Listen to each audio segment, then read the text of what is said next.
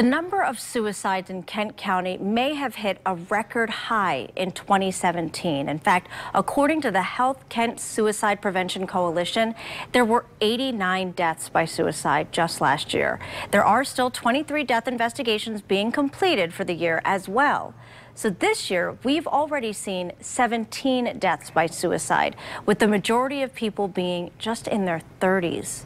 It's those numbers and his own son's suicide that has former Detroit Lions quarterback Eric Hipple pushing for change. He wants mental illness to stop being just an embarrassing or shameful topic, something that we don't talk about. In fact, you're here in Grand Rapids tonight talking to people specifically about this. Yes, I was talking with the Be Nice campaign, presented some of their program over at the McDonald House, which is the only house in Michigan, anyway, that handles families that are suffering from mental illnesses, right? As opposed to just the physical ailments. Right, and there's a need. Yeah, so huge need. And in fact, the numbers you just quoted on the suicide piece is the culmination of when things go wrong. I don't care if it's depression, loss of hope, stress out of control, post-traumatic stress that doesn't get treated or doesn't find a way to improve, that ends up in deaths. And that's what we're trying to change.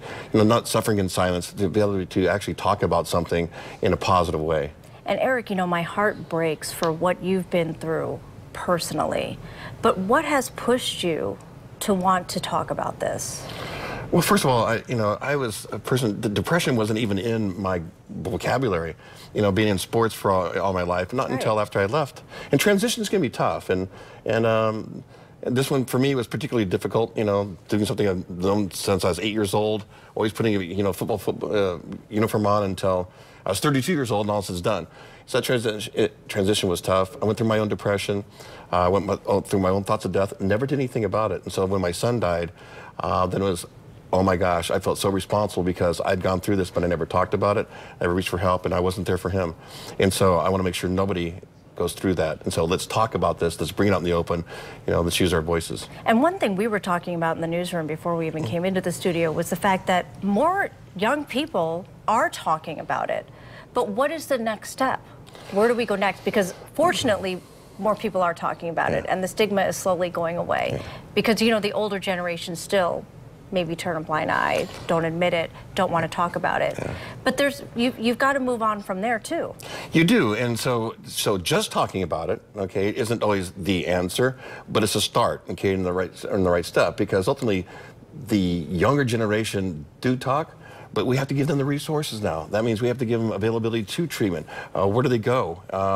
The resources have to be there so they can actually take the next step, which is treatment or therapy, or whatever it might be. Or, again, gets to the point where we talk enough to where all of a sudden we're actually trying to help them each other, but in a healthy way. Not in a codependent way, but actually in a healthy way. And that's really what mental health is. It's, being proactive, it's taking care of yourself, it's reaching out to others when you're healthy.